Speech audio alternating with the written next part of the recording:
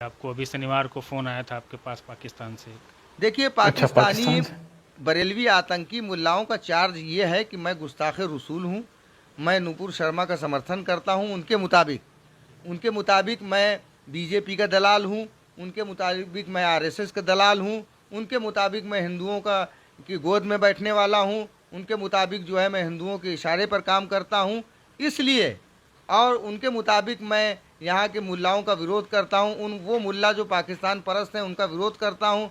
तो इसलिए मेरा सर तन से जुदा कर दिया जाए। अस्सलाम वालेकुम, उम्मीद है कि आप सब लोग लशपश होंगे। वेलकम टू सुपारी रेक्स इंडिया। आज हम आपके साथ वीडियो देखने वाले हैं डू पॉलिटिक्स यूट्यूब चैनल का, लेकिन इस पे जो वीडियो है वो काफ़ी ज़्यादा डिफरेंट और ज़रा चौंका देने वाला वीडियो है कि ऐसा पाकिस्तानी, अगर कोई भी पाकिस्तानी देखेगा, चाहे जितना मर्जी इंटेलेक्चुअल हो, जितना मर्जी ऐसा वैसा हो, मैं अपनी बात नहीं कर रहा, मैं वैसे बात कर रहा हूँ जितने भी, क्योंकि हर तरह का बंदा होता है। कुछ लोग अवेयरनेस कम होती है, कुछ लोगों को अवेयरनेस ज़्यादा होती है और मिक्स तरह के लोग होते हैं। तो अगर हर बंदा देखेगा तो एक बार सोचेगा यार ये बंदा बात कर क्या रहा है, एक बार वो सोचने पर मजबूर हो जाएगा। आज का वीडियो हमारा थोड़ा सा इस तरह का होने वाला है, तो लाजमी हमारे साथ बंधे रहिए। आज के वीडियो का हमारा टाइटल है डू पॉलिटिक्स का, Udaipur Amravati issue result of Pakistan worshipping mullahs Sufi Mohammad Kausar Hasan Majdi. इतना बड़ा नाम, 1 2 3 4 5, हाँ 5 है। सूफी मोहम्मद कौसर हसन माजिद। तो ये ये हमारे जो शख्स हैं जिनका इंटरव्यू हो रहा है उनका नाम है। तो डू पॉलिटिक्स को लाजमी सपोर्ट एंड सब्सक्राइब लाजमी कीजिएगा। बड़े अच्छे वीडियोस बनाते हैं और काफ़ी ज़्यादा डिफरेंट और यूनिक स्टाइल के वीडियोस बनाते हैं। इन भाई का मुझे नाम तो नहीं आता, वो जो इन्होंने एक वीडियो बनाया था 5% के यूट्यूबर्स के नाम से कुछ था, तो 5% ही था ना शायद, हाँ 5% ही था। तो देखते हैं फिर आपके साथ मिलकर Udaipur Amravati issue result of Pakistan worshipping mullahs. Original video का लिंक डिस्क्रिप्शन में है। वीडियो हम करते हैं स्टार्ट। पाकिस्तान के आतंकवादी मुल्ला परिस्थितियां तो वही बना रहे हैं जो आतंकवादी मुल्ला? 1947 में बनी हुई थी, क्योंकि उन्होंने साफ साफ कहा है कि राजपाल आर्य के कारण हमने पाकिस्तान बनाया था और आज फिर जो है वो पाकिस्तान बनने का मौका आया है। और हम उस पाकिस्तान के आतंकवादियों को, वो लोग जो भारत में मौजूद हैं, वही मिलकर के पाकिस्तान बनाएंगे।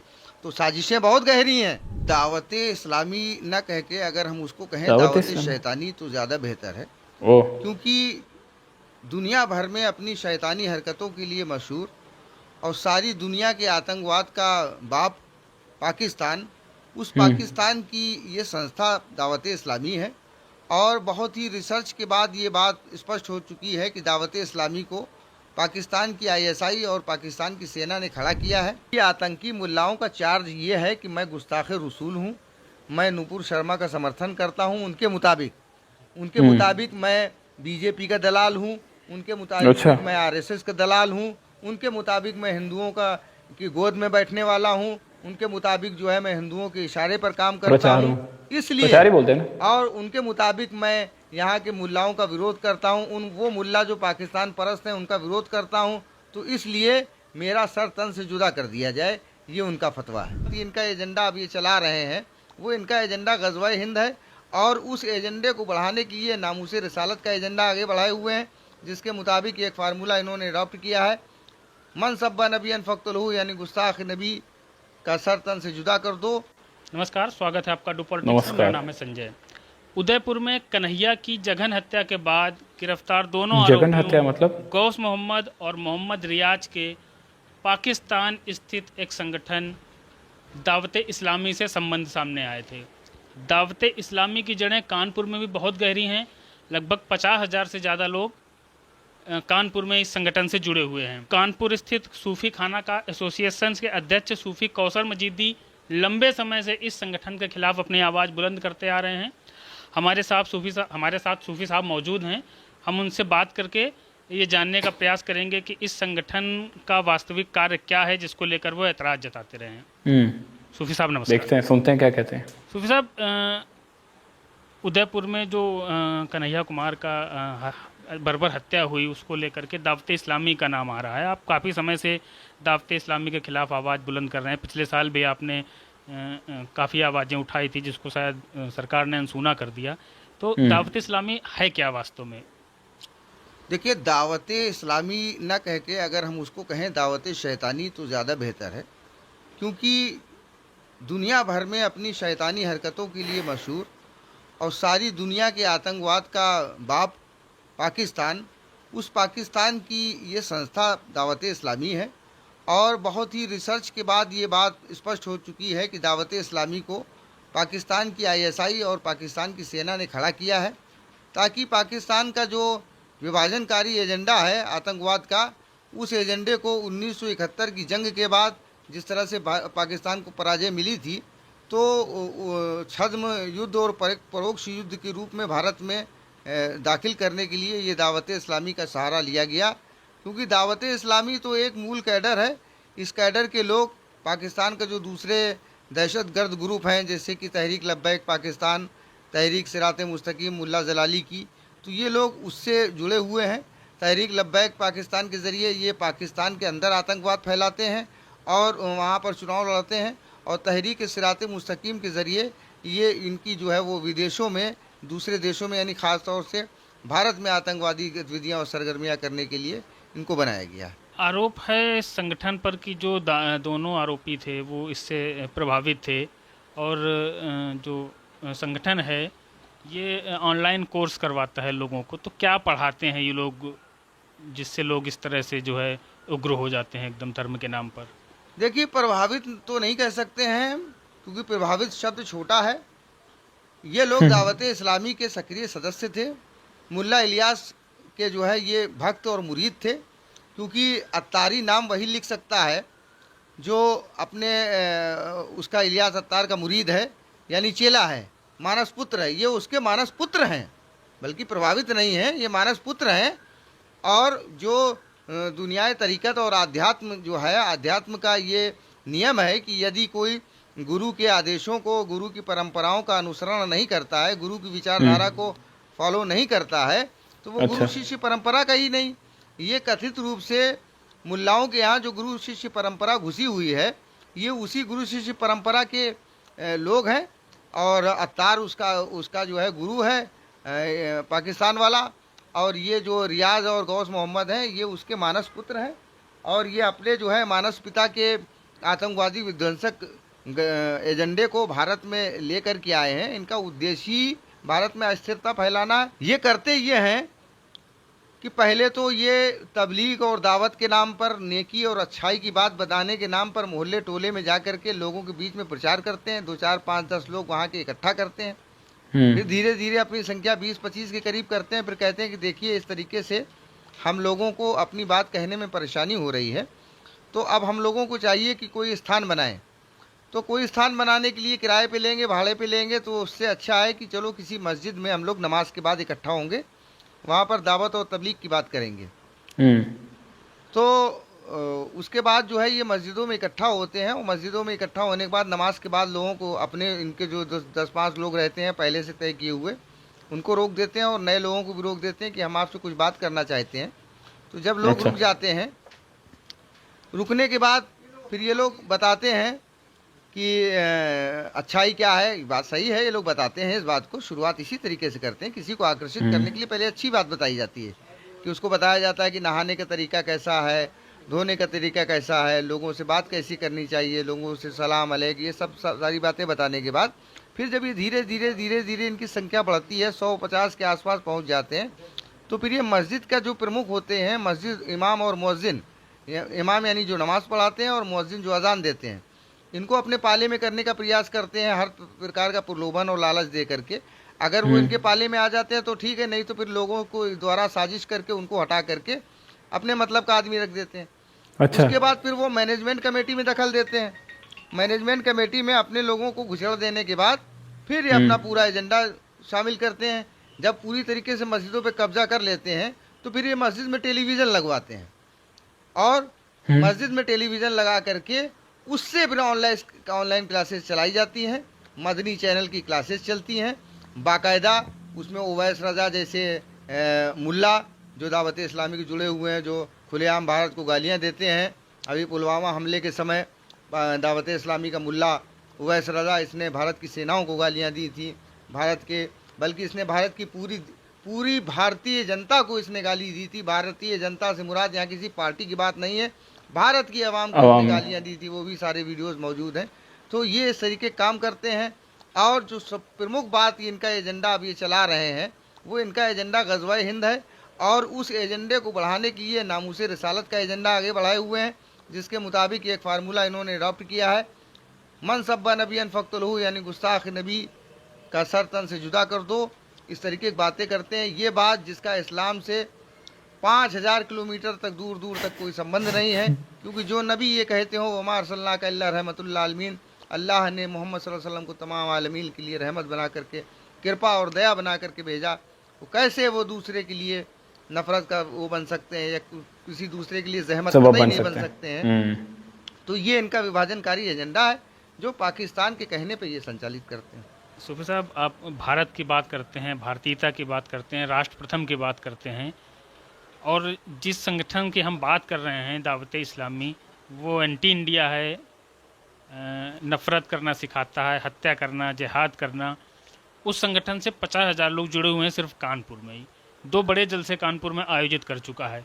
तो ऐसा नहीं लगता कि समाज के भीतर उसकी स्वीकार्यता ज़्यादा है? आप यूँ कह सकते हैं कि कबाड़ जो होता है सस्ता मिलता है और ज़्यादा मिलता है, सोना जो होता है महंगा मिलता है और थोड़ा मिलता है।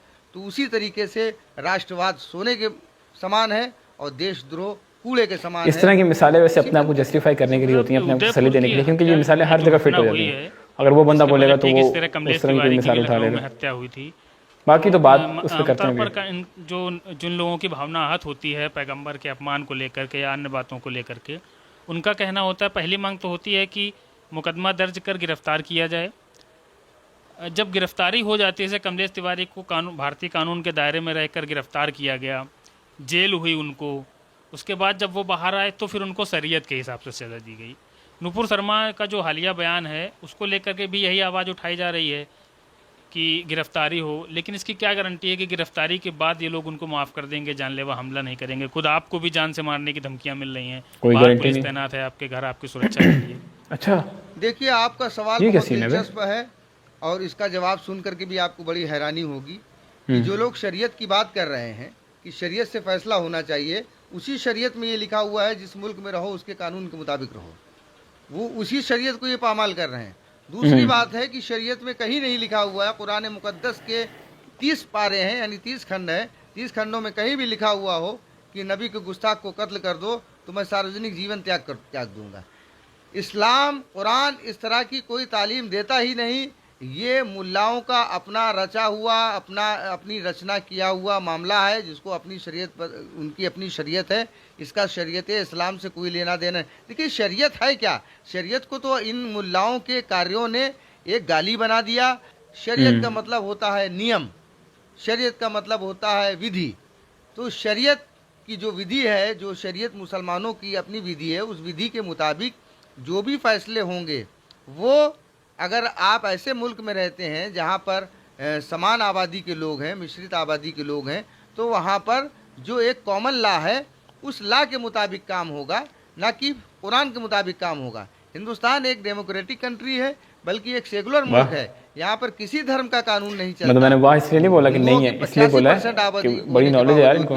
भारत में हिंदुओं का कानून नहीं लागू होता है, भारत में डेमोक्रेटिक सेकुलर वर्ड्स। तो अब आप शरीयत लागू करने की बात कर रहे हैं, तो ये पूरी तरीके से गैर अखलाकी है, गैर कानूनी है, यहाँ हो ही नहीं सकता ऐसा। और सबसे बड़ी बात देखिए कि अगर हमारे देश में कोई मुसलमान अगर चोरी की धारा में पकड़ा जाता है तो उसका फैसला धारा 379 आईपीसी के हिसाब से होता है। ये नहीं कि उसको शरीयत के मुताबिक हाथ काट दिए जाएं। तो अगर शरीयत के मुताबिक अगर फैसला हो तो फिर जो मुसलमान अगर चोरी करता है वो पकड़ा जाए, उसके हाथ काटे जाए। बलात्कार की सज़ा हमारे यहाँ कोर्ट निर्धारित करता है, जबकि इस्लाम में उसकी मृत्यु दंड है शरीयत में। सूफी साहब, जैसे पहले तो खैर ज़्यादातर संगठन जो इस्लामिक संगठन है वो मांग कर रहे थे वही सरतन से जुदा की। जब कन्हैया कुमार की हत्या हो गई तो ज़्यादातर लोग इसके आलोचना कर रहे हैं, लेकिन क्या आलोचना करना पर्याप्त? अगर ये इस्लाम के अनुसार जायज़ नहीं है तो जो इस तरह के कृत्य करने वाले लोग हैं, जो जघन्य हत्याकांड करने वाले लोग हैं, इनको इस्लाम से खारिज क्यों नहीं किया जाता? देखिए, इस्लाम से खारिज करना ना खारिज करना किसी के बस की बात नहीं। 73 फिरके हैं मुसलमानों के, और ये भी बात जो है वो बेमानी होगी कि किसी को के ऊपर अपनी चलाई जाए। देश में विधि का शासन ही चलेगा। दूसरी बात ये है कि बहुत अच्छी बात की आलोचना नहीं की थी, यही तो शर्मनाक बात है। मुसलमानों का जितना नुकसान जो है मुनाफिकत यानी जो है ये सच्चाई के लिए ना बोलने पे हुआ है, उतना किसी और ने नहीं किया है। जो लोग कल तक नारे लगाते थे, मुझे तो बड़ी हैरत होती है कि ऐसे लोग जो हुकूमत के खर्चे पे पल रहे हैं वो लोग उन जुलूसों में शामिल थे जिसमें मनसब्बा नबियन फ़क्तुलहू की बात की जा रही थी। आज वो घड़ियाली आंसू बहा रहे हैं, ऐसा नहीं होना चाहिए, वैसा नहीं होना चाहिए। उस वक्त अगर आपने खुल करके बोला होता। क्या धमकी दी गई थी आपको? अभी शनिवार को फ़ोन आया था आपके पास पाकिस्तान से।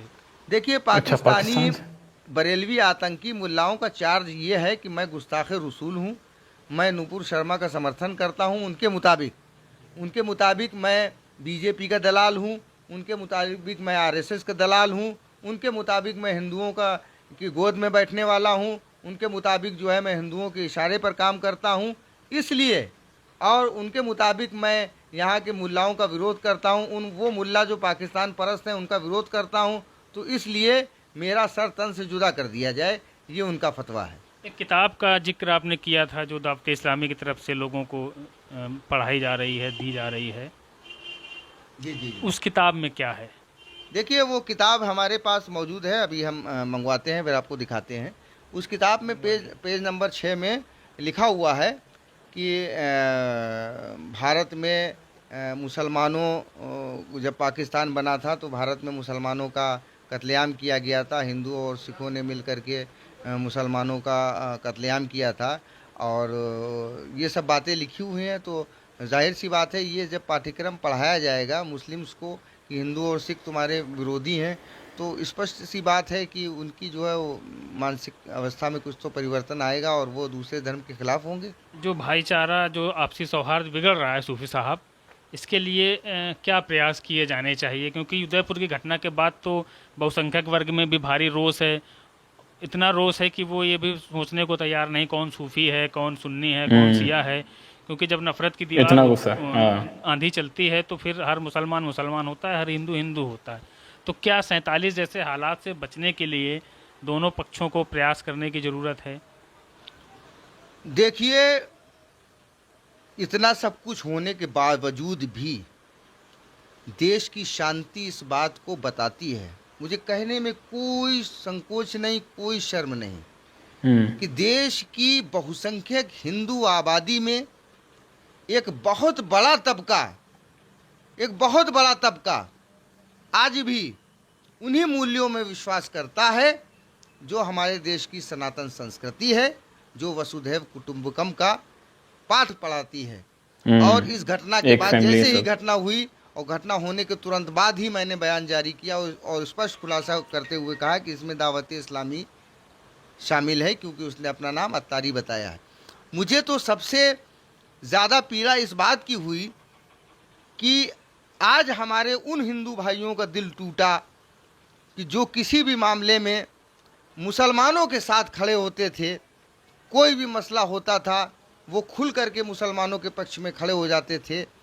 मुझे उनकी चिंता थी, उनके विश्वास को टूटने की चिंता थी, और वही चिंता है, उसी चिंता पे ही तो 3 साल से हम लगातार काम कर रहे हैं। और मुझे विश्वास है कि हमारी मिट्टी में वो असर है, हमारी हिंदुस्तान की फ़ज़ा में वो असर है कि नफ़रतों की बातें ज़्यादा देर तक हमारे दिलों में नहीं रहती हैं। हम उस हिंदुस्तान के रहने वाले हैं जिसके ज़र्रे ज़र्रे में मोहब्बत का संदेश छुपा हुआ है। पाकिस्तान के आतंकवादी मुल्ला परिस्थितियां तो वही बना रहे हैं जो 1947 में बनी हुई थी, क्योंकि उन्होंने साफ साफ कहा है कि राजपाल आर्य के कारण हमने पाकिस्तान बनाया था, और आज फिर जो है वो पाकिस्तान बनने का मौका आया है, और हम उस पाकिस्तान के आतंकवादियों को, वो लोग जो भारत में मौजूद हैं, वही मिल कर के पाकिस्तान बनाएंगे। तो साजिशें बहुत गहरी हैं। ग़ज़वा-ए हिंद का प्लान बहुत ज़बरदस्त है, लेकिन उन्हें मालूम होना चाहिए कि हम हिंदुस्तानी और हम हिंदुस्तान के मुसलमानों का जज्बा-ए हिंद का प्लान भी बहुत मजबूत है। तुम्हारे ग़ज़वा-ए हिंद का जवाब हम अपने जज्बा-ए हिंद से देंगे। बात करने के लिए आपका बहुत बहुत आभार सूफी साहब। ये हमारे साथ सूफ़ी कौसर मजीदी थे, जिन्होंने बहुत बेबाकी से अपनी सारी बातें रखी, अपने विचार रखे। हालांकि वो इसी बेबाकी के चलते खुद भी जान से मारने की धमकी सहन कर रहे हैं। अभी हाल ही में पाकिस्तान से उनके पास फ़ोन आया था जिसमें उन्हें जान से मारने की धमकी दी गई। उनका भी सरतन से जुदा करने की बात कही गई है। फिलहाल प्रशासन ने उनको सुरक्षा मुहैया करा दी है।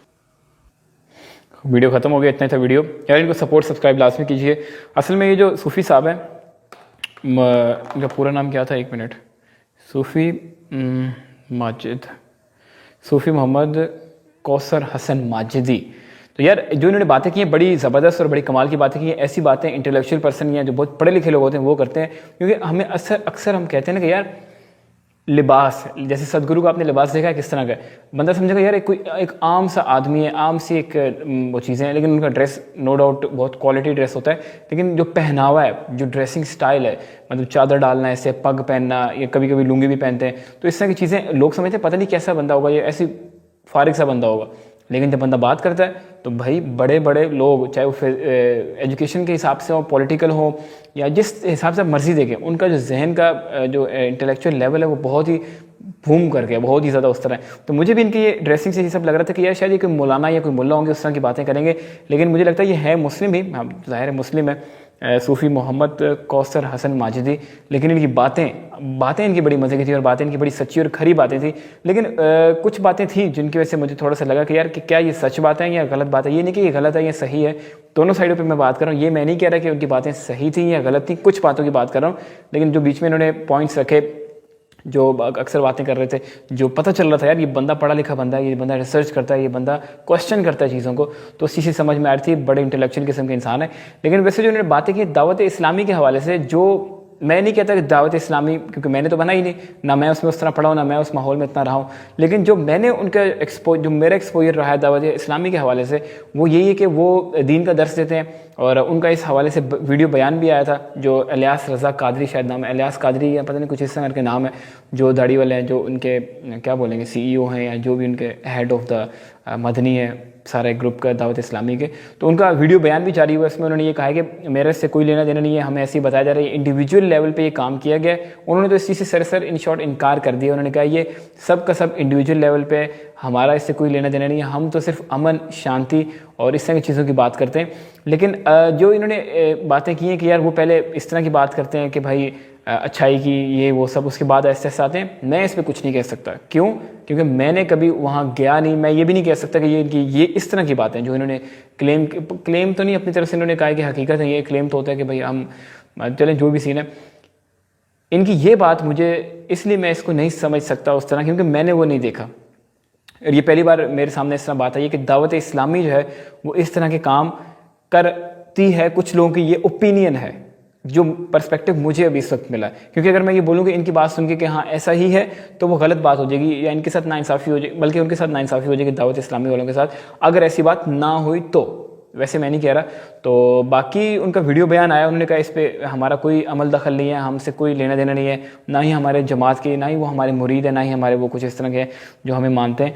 तो अब इनको धमकी भी दी गई है पाकिस्तान से, तो जो कि बड़ी गलत बात है, क्योंकि वही वाली बात जो उन्होंने की है, जो हमारे थे एंकर भाई, उन्होंने कहा कि पहले बात की जा रही थी सर तन से जुदा, नूपुर शर्मा का ये कर दें वो कर दें ऐसा कर दें। जैसे ही एक सर तन से जुदा हुआ है कन्हैया लाल जी का, तो अब लोगों को हुआ यार ये तो काम ज़्यादा ही गड़बड़ हो गया, ऐसा नहीं होना चाहिए था। सिर्फ ये नहीं कि इंडिया में, बल्कि पाकिस्तान में भी आप देखें, इंजीनियर मोहम्मद अली मिर्ज़ा, ये वो सारे, बाकी जो मर्जी बात है, लेकिन उन्होंने इस बात को कंडेम किया कि ये कोई तरीका नहीं है। इस्लाम की रूह से भी अगर आप देख लें तो उसमें ये कहा गया है कि आपने वहाँ के आइन के, वहाँ के संविधान को इज्जत देनी है, उसके ऊपर ये बात छोड़नी है, वो ये फैसला करेगा, वो ये डिसाइड करेगा कि उस बंदे का क्या करना है, उस आइन के मुताबिक, आइन की नज़र से, आइन की एनेक्स उसको देखा जाएगा, ना कि खुद हम इस तरह जाके कानून को हाथ में लेके ये सारी चीज़ें करें।